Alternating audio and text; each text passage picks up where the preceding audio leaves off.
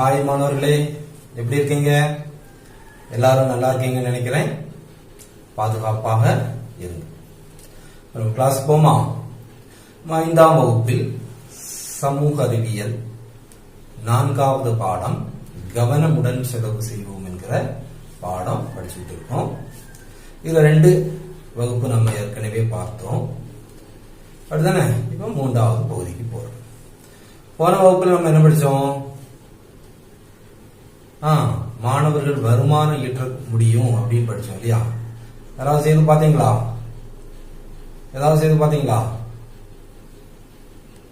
சரி, இங்க சில மாணவர்கள் அவங்களுடைய கல்வி நேரம், படிக்கிற நேரம் போக சில செயல்கள்லாம் செய்திருக்காங்க. அப்ப என்ன செய்திருக்காங்கன்னு பாப்போமா?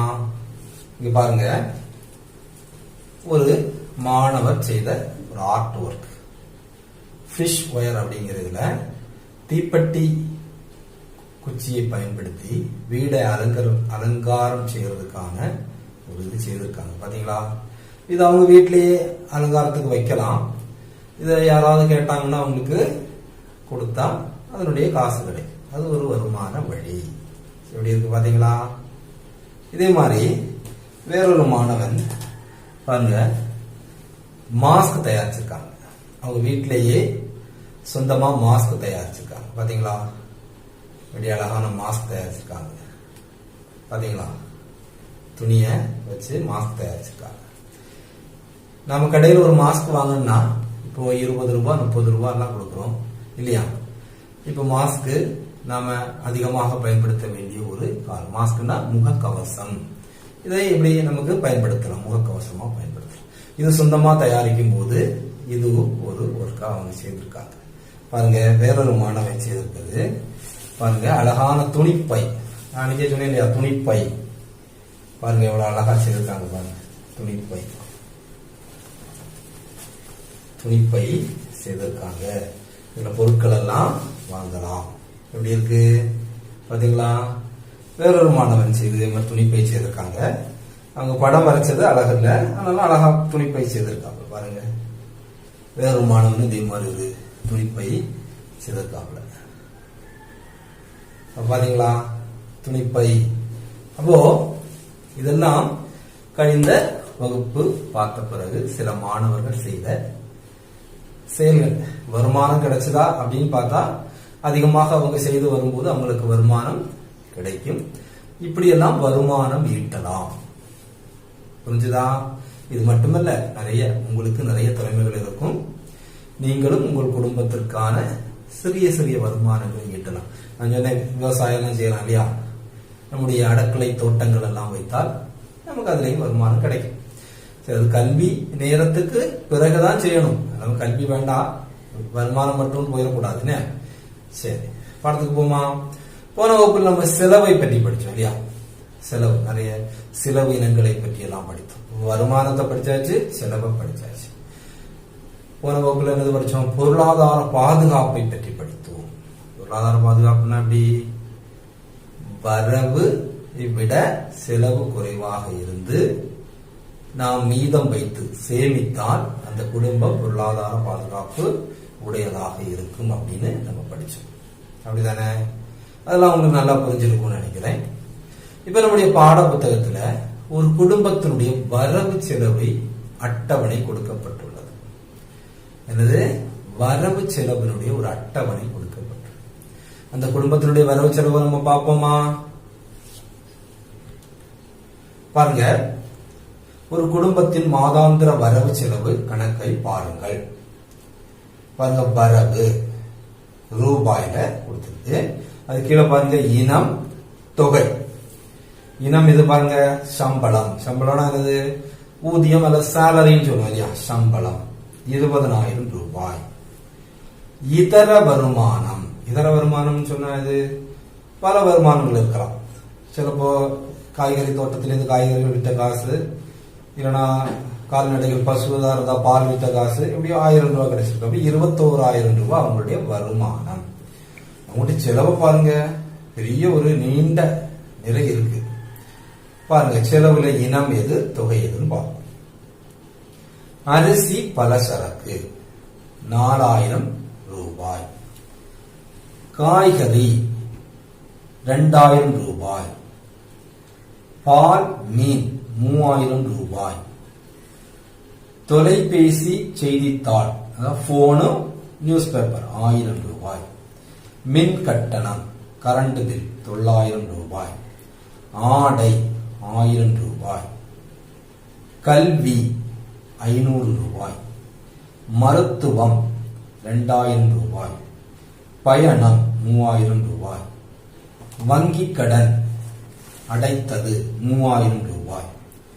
காப்பீட்டு தொகை இன்சூரன்ஸ் 2,000 ரூபாய். இதர செலவுகள் 1000 ரூபாய். செலவு பாருங்க, மொத்தம் எவ்வளவு ஆயிருக்கு? 23,400 ரூபாய் செலவாயிருக்கு. அந்த குடும்பத்தினுடைய வருமானம் 21,000 ரூபாயும் செலவு 23,400 ரூபாய். பாத்தீங்களா? இந்த குடும்பம் பொருளாதார பாதுகாப்புள்ள குடும்பமா இல்லையா? இங்க வரவு அதிகமா செலவு அதிகமா? எது அதிகம்? செலவு அதிகம். வரவு குறைவு. வரவுன்னா வருமானம் குறைவு. வருமானம் குறைவு, செலவு அதிகமா இருந்தால் அந்த குடும்பம் பொருளாதார பாதுகாப்பு இருக்குமா? இருக்காது. அப்ப இந்த குடும்பம் பொருளாதார பாதுகாப்புள்ள ஒரு குடும்பமா இருக்கணும்னா என்னென்ன செய்ய வேண்டும்? புத்தகத்தில் கொடுத்திருக்கக்கூடிய குடும்பத்தினுடைய வரவு செலவை நாம என்ன செய்யணும்? ஒரு பகுப்பாய்வு செய்யணும். பகுப்பாய்வு செய்யணும். இப்ப பாருங்க, அவங்களுக்கு வருமானம் 20,000, 1000, 21,000 ரூபாய் இருக்கு. வருமானத்தை அதிகரிப்பதற்கு சில போது வேற வழிகள் இல்லாம இருக்கலாம். அப்போ வருமானம் 21,000 ரூபாய். செலவு எவ்வளவு? 23,400. ஒரு குடும்பம் பொருளாதார பாதுகாப்புள்ள குடும்பமா மாறணும்னா வரவை விட செலவு குறைவா இருக்கணும். அப்ப நாம என்ன செய்யணும்? செலவை குறைக்க வேண்டும். நம்ம போன வகுப்பிலே படிச்சோம், சிக்கனம் அப்படின்னு ஒண்ணு படிச்சோம் இல்லையா? அப்ப செலவை குறைக்க வேண்டும். இவங்களுடைய இந்த செலவுல எதை குறைக்க முடியும்? உணவை குறைக்க முடியுமா? முடியாது இல்லையா? சாப்பாடு எல்லாருக்கும் தேவை. வேற எதை குறைக்கலாம்? ஆடையை தவிர்க்கலாம். தவிர்க்கலாம்ல. இப்ப மின்சார கட்டணம் 9,000 ரூபாய் இருக்கு. நாம கரண்ட் எல்லாம் மின்சாரத்தை கட்டுப்படுத்தி செலவு பண்ணா அதை 700, 600 கொண்டு வரலாம். அதை குறைக்கலாம். பயணம், அது நம்ம இப்ப ட்ரெயின்ல போனோம்னா ட்ரெயின் சார்ஜ் குறைவா இருக்கும், கார்ல போனோம்னா கூடுதலா இருக்கும். அப்படி பயண செலவுகளை குறைக்க முயற்சிக்கலாம். உணவுல கூட நம்ம கட்டுப்படுத்தலாம். நம்ம கடைகளில் போய் பொருட்கள்லாம் வாங்குறோம் இல்லையா? ஆனா நம்முடைய அரசாங்கம் என்ன செய்யுது? மக்களுக்கு நியாய விலையில் பொருட்கள் கிடைக்க வேண்டும் என்பதற்காக பல நிறுவனங்கள் தொடங்கப்பட்டுள்ளது. திரிவேணி ஸ்டோர், மாவேலி ஸ்டோர், நீதி ஸ்டோர் இப்படின்லாம் இருக்கு. அங்கெல்லாம் போனோம்னா கொஞ்சம் கொஞ்சம் பொருளுடைய விலை குறையும். அப்படியும் கட்டுப்படுத்தலாம். அப்போ செலவை குறைக்க வேண்டுமெனில் பல்வேறு வழிகள் உண்டு. அதன் வழி நாம் செலவை குறைத்தோம் எனில் என்ன செய்யலாம்?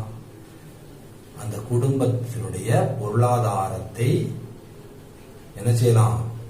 பாதுகாப்பான நிலைக்கு கொண்டு வரலாம். புரிஞ்சுதா? உங்க வீட்டுல எல்லாம் நீங்க நீதி செய்வீங்களா? உங்க வீட்டில் உள்ள பொருளாதார நிலையை நீங்கள் என்ன செய்யணும்? பகுப்பாய்வு செய்யணும். வரவை விட செலவு அதிகமாக இருந்தால் அந்த செலவை எப்படி கட்டுப்படுத்தலாம் என்று நீங்க என்ன செய்யணும், தீர்மானிக்க வேண்டும். இப்போ எல்லா வீடுகளும் ஒரே மாதிரியா இல்லை இல்லையா, பல்வேறு தரத்தில் உள்ள வீடுகளும் ஒவ்வொருடைய வருமானமும் ஒவ்வொருடைய செலவும் வெவ்வேறாக இருக்கும். அப்போ நம்ம வீட்டில் உள்ள இந்த வரவையும் செலவையும் நம்ம எழுதி வைக்கிறது உண்டுமா? உங்க வீட்டில் எழுதி வைப்பாங்களா? எழுதி வைக்கிறது உண்டுமா? தெரியாது இல்லையா? அப்படி எழுதி வைத்தால், நம்முடைய வருமானத்தையும் செலவையும் எழுதி வைத்தால், அதை நாம முன்னரே அறிந்து தீர்மானித்து அதன்படி செலவு பண்ணோம்னா நம்முடைய வாழ்க்கை எப்படிப்பட்டதா இருக்கும்? மேம்பட்டதாக இருக்கும், பொருளாதார பாதுகாப்புடையதாக இருக்கும். இப்படி ஒரு குடும்பத்தினுடைய வரவையும் செலவையும் முன்கூட்டியே எழுதி பாதுகாத்து செயல்பட்ட அதனுடைய பேர் என்னது? குடும்ப வரவு செலவு திட்டம். ஆங்கிலத்தில் ஃபேமிலி பட்ஜெட் அப்படின்னு சொல்லுவாங்க. Family budget. பாருங்க, குடும்ப பட்ஜெட் என்றால் என்ன? ஒரு குடும்பம் தன்னுடைய வரவையும் செலவையும் முன்கூட்டியே எழுதி திட்டமிடுவதுதான் குடும்ப பட்ஜெட். அப்போ நமக்கு தெரியும் நம்முடைய வருமானம் இவ்வளவுதான் நம்ம செலவு பண்ணணும் அப்படின்னு நாம் முன்கூட்டி தீர்மானித்தல். பட்ஜெட் என்ற வார்த்தையை நீங்க இதுக்கு முன்னாடி கேள்விப்பட்டிருக்கீங்களா? பட்ஜெட் கேட்டிருக்கீங்களா? டிவில எல்லாம் சொல்லுவாங்க. இந்த பட்ஜெட் அப்படின்னா வரவு செலவு திட்டம், முன்கூட்டியே தீர்மானிக்கக்கூடிய வரவு செலவு திட்டம். இது நம்ம வீட்டுக்கு மட்டும்தான் தேவையா? இல்ல இல்லையா? பள்ளிக்கூடத்தில் கூட ஒரு பட்ஜெட் எல்லாம் தயாரிப்பாங்க. அதே மாதிரி நிறுவனங்கள், பெரிய பெரிய நிறுவனங்கள், அரசு அலுவலகங்கள், இந்த பஞ்சாயத்து எல்லாம் சொல்லுவாங்க இல்லையா, கிராம பஞ்சாயத்து, வட்டார பஞ்சாயத்து, ஊராட்சி ஒன்றியம், பிளாக் பஞ்சாயத்து, மாவட்ட பஞ்சாயத்து, இவங்க ஒரு வரவு செலவு உருவாக்குவாங்க. நம்முடைய மாநில அரசும் வரவு செலவு உருவாக்கும். நம்முடைய மத்திய அரசு, சென்ட்ரல் கவர்மெண்டும் வரவு செலவு திட்டம் உருவாக்கும்.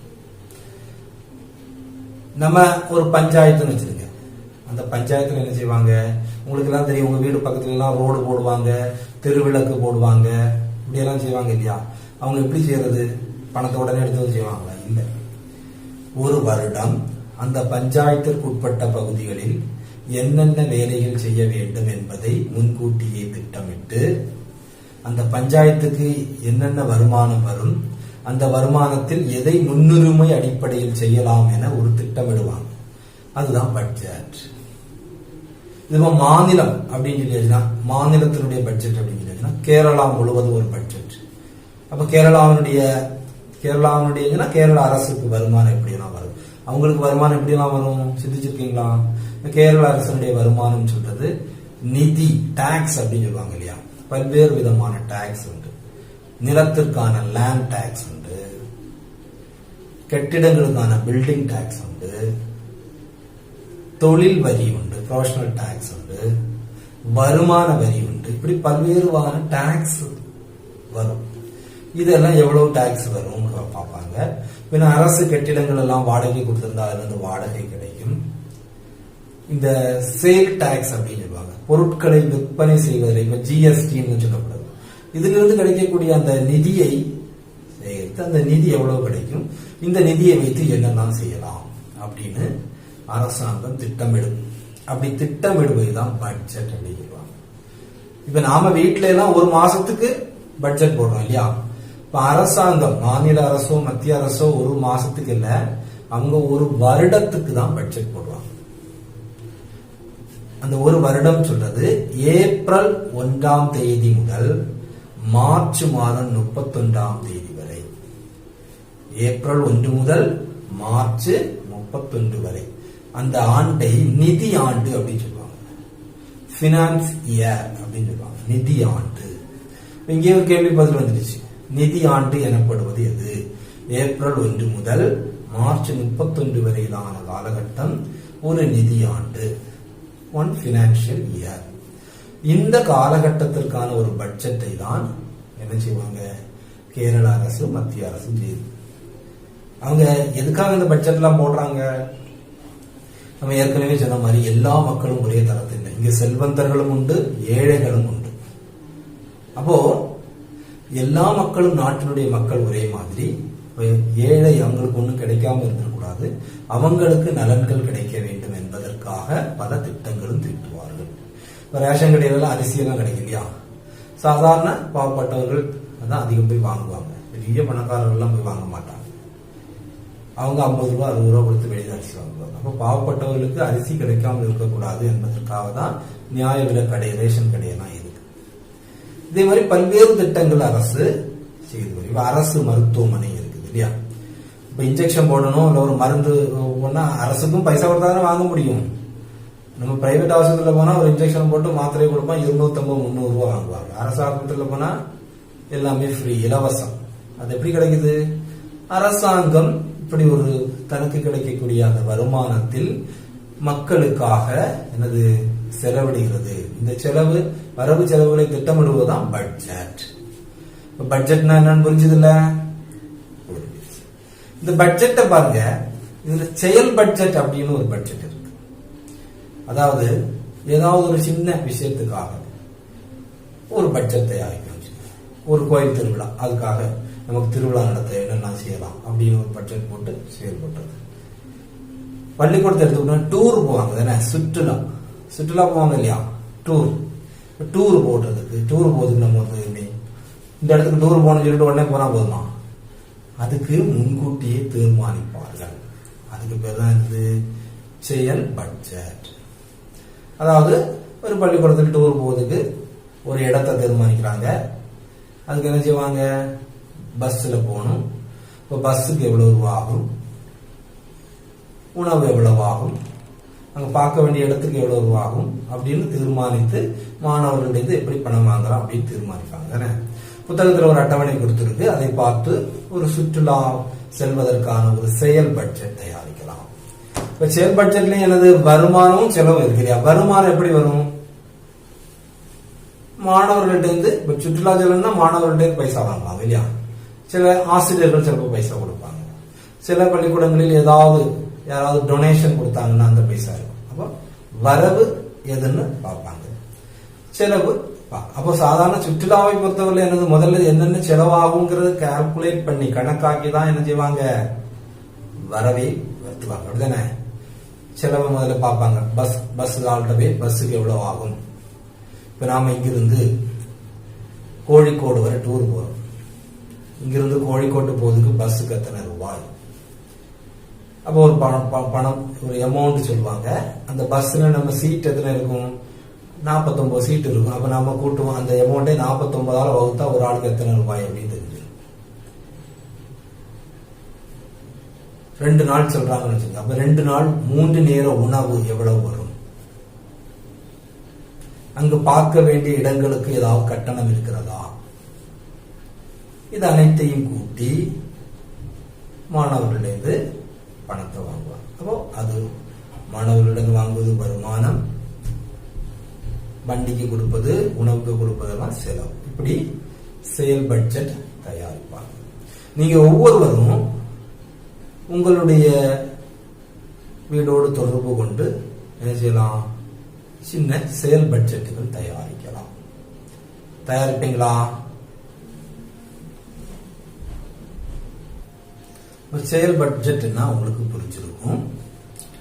அப்போ முதல்ல நம்ம என்ன பார்த்தோம்? பட்ஜெட் என்றால் என்ன பார்த்தோம் இல்லையா? பட்ஜெட் என்றால் அது குடும்ப பட்ஜெட் அப்படின்னா ஒரு குடும்பத்தினுடைய வரவையும் செலவையும் முன்னரே தீர்மானித்து அந்த முன்னரே கண்டுகொண்டு அதற்கேற்ப ஒரு திட்டமிடல் தான் பட்ஜெட். அது ஃபேமிலி பட்ஜெட், குடும்ப பட்ஜெட்.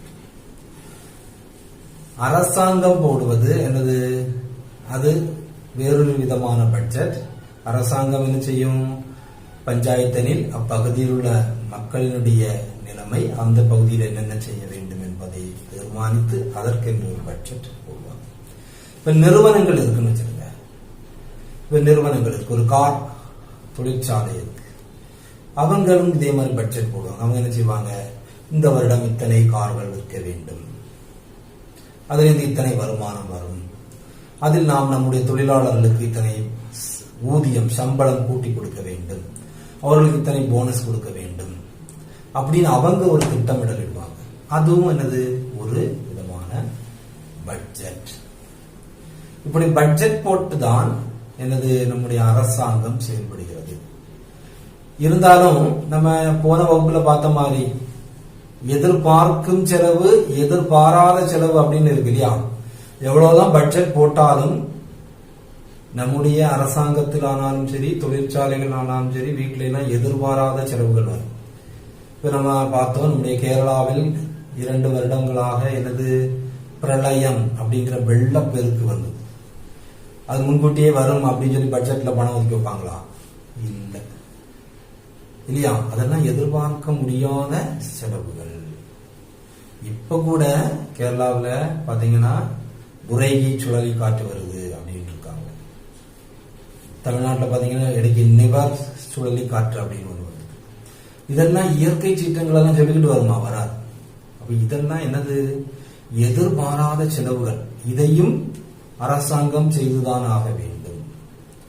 அரசாங்கம் செய்துதான் இல்லையா. மக்களுக்கு ஒரு கஷ்டம் வரும்போது, இல்ல மக்களுக்கு ஒரு இடையூறு வரும்போது அரசாங்கம் கைகட்டி பார்த்துட்டு இருந்தா முடியுமா? முடியாது. அப்போ அங்கு இந்த பட்ஜெட்டுக்கு அப்பால் அவங்க செயல்பட வேண்டிய வரும். உங்களுக்கு இதுவரை கூறியது அனைத்தும் புரிந்திருக்கும் என நினைக்கிறேன். இந்த பாடப்பகுதியினுடைய தொடக்கத்தில் நாம் என்ன பார்த்தோம்? வருவாய் கிடைக்கக்கூடியது தொழில் அப்படின்னு பார்த்தோம் இல்லையா. நமக்கு வருமானம் கிடைக்கக்கூடிய ஒன்றுதான் தொழில் அப்படின்னு பார்த்தோம். இந்த தொழில் செய்யும் போது நமக்கு வருமானம் கிடைக்கின்றது. வருமானம் பல வழிகளில் கிடைக்கிறது என்பதை நாம் பார்த்தோம். எப்படிலாம் பார்த்தோம்? ஊதியமாக, வாடகையாக, கமிஷனாக, வட்டியாக, தினக்கூலியாக, ஓய்வூதியமாக, லாபமாக, பல வழிகளில் வருமானம் வருகிறது என்பதை நாம இந்த பாடத்தின் துவக்கத்தில் பார்த்தோம். அப்படிதானே? அப்படி வருமானம் என்பதை நாம் புரிந்து கொண்டோம். அடுத்த பாருங்க, செலவு என்பதை நாம் தெரிந்து கொண்டோம். செலவு என்பது ஒரு குடும்பத்தை பொறுத்தவரை பல்வேறு செலவுகள் உண்டு. உணவுக்கான செலவு, மின்சார கட்டணம், கடன் அடைத்தல், மருத்துவம், கல்வி செலவு, இப்படி நிறைய செலவுகள் உண்டு இல்லையா. அப்படி செலவுகள் என்பதை நாம் தெரிந்து கொண்டோம். அது மட்டுமா, பொருளாதார பாதுகாப்பு என்றால் என்ன அப்படி படிச்சோம். பொருளாதார பாதுகாப்புன்னு சொல்றது எப்படி?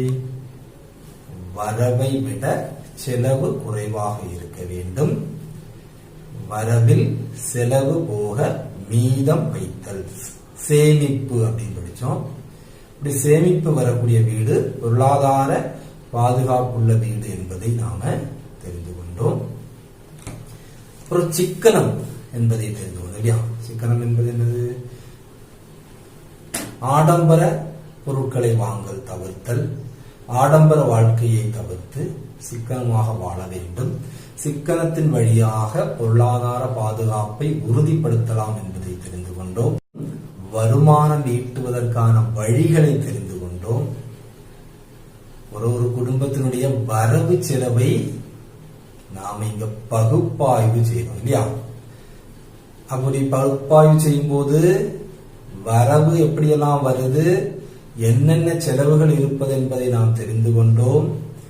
ஒரு குடும்பத்தினுடைய பொருளாதார பாதுகாப்பை நிலைநிறுத்த வேண்டும் எனில் எப்படியெல்லாம் செலவை குறைக்க வேண்டும் என்பதை நாம் தெரிந்து கொண்டோம். அடுத்து என்ன பார்த்தோம்? பட்ஜெட் என்றால் என்ன பார்த்தோம் இல்லையா. பட்ஜெட்னா என்னது? ஒரு குடும்பத்தினுடைய வரவு செலவை முன்னரே திட்டமிட்டு செயல்படுவது ஃபேமிலி பட்ஜெட், குடும்ப பட்ஜெட் அப்படின்னு பார்த்தோம். பட்ஜெட் எங்கெல்லாம் நடத்துறாங்க, செயல்படுத்துறாங்க? நிறுவனங்கள், பஞ்சாயத்து, மாநில அரசு, மத்திய அரசு, தொழிற்சாலைகள், இங்கெல்லாம் பட்ஜெட் உருவாக்குறாங்கன்னு பார்த்தோம். அரசு எப்படி பட்ஜெட் உண்டாக்குறோம்னு பார்த்தோம். அரசு என்னது? மாதத்துக்கு அல்ல, ஒரு வருடத்திற்கு பட்ஜெட் உருவாக்குறது பார்த்தோம். அந்த பட்ஜெட் உருவாக்கக்கூடிய அந்த காலகட்டத்தை நிதி ஆண்டு அப்படின்னு தெரிஞ்சுக்கிட்டோம். ஒரு நிதி ஆண்டுன்னு சொல்றது எப்படி? ஏப்ரல் 1 முதல் மார்ச் 31 வரை உள்ள காலகட்டம் தான் ஒரு நிதி ஆண்டு என்பதை தெரிந்து கொண்டோம். என்ன பார்த்தோம்? செயல் பட்ஜெட் உருவாக்க பார்த்தோம் இல்லையா? நம்முடைய பள்ளிக்கூடத்தில் ஒரு சுற்றுலா செல்வதற்கான செயல் பட்ஜெட் உருவாக்கும். உங்க வீட்லயும் பல்வேறு நிகழ்வுகள் வரும். அதுக்கு நீங்க என்ன செய்யலாம்? செயல் பட்ஜெட் உருவாக்கலாம். இவை அனைத்தும் உங்களுக்கு நல்லா புரிஞ்சிருக்கும் நினைக்கிறேன். உங்களுடைய ஒவ்வொருவருடைய வீடும் நல்ல பொருளாதார பாதுகாப்புள்ள வீடாக மாற வேண்டும் எனில் நீங்க என்ன செய்யணும்? நீங்க ஒரு குடும்ப பட்ஜெட், வரவு செலவு திட்டம் உருவாக்கணும். இது உங்களுக்கு கொடுக்கக்கூடிய ஒரு அசைன்மெண்ட், உங்களுக்கு கொடுக்கக்கூடிய ஒரு ஒர்க். நீங்க என்ன செய்யணும்? உங்களுடைய குடும்பத்தினுடைய வரவு செலவை அட்டவணைப்படுத்தணும். சும்மா போய் உங்க அப்பாட்ட போய், அப்பா உங்க வருமானம் என்ன சொல்லுங்க, எனக்கு ஒரு அட்டவணை போடணும்னு சொன்னா அப்பா திரும்ப சொல்ல மாட்டார். அவருடைய வரவு தெரியுங்கிறதுக்காக இல்ல, அவருடைய வரவு செலவு குறைவா இருக்கும், அவரு சொல்ல மாட்டார். அப்ப நீங்க விஷயத்தை அவங்ககிட்ட சொல்லணும். என்னுடைய பள்ளிக்கூடத்தில் வரவு செலவை குறித்து படிப்பிச்சாங்க, நம்முடைய பொருளாதார பாதுகாப்பை குறித்து படிப்பிச்சாங்க. நம்ம குடும்பம் பொருளாதார பாதுகாப்புடைய குடும்பமா மாறணும். அதுக்கு நாம ஒரு பட்ஜெட் உண்டாக்கலாம். அதுக்கு நீங்க எனக்கு உதவணும் அப்படின்னு சொல்லி அப்பா கிட்டையும் அம்மா கிட்டையும் அவங்களுடைய வருமானத்தை கேட்டு எடுக்கணும். அதுக்கப்புறம் ஒவ்வொரு செலவா கேட்டு எழுதணும்.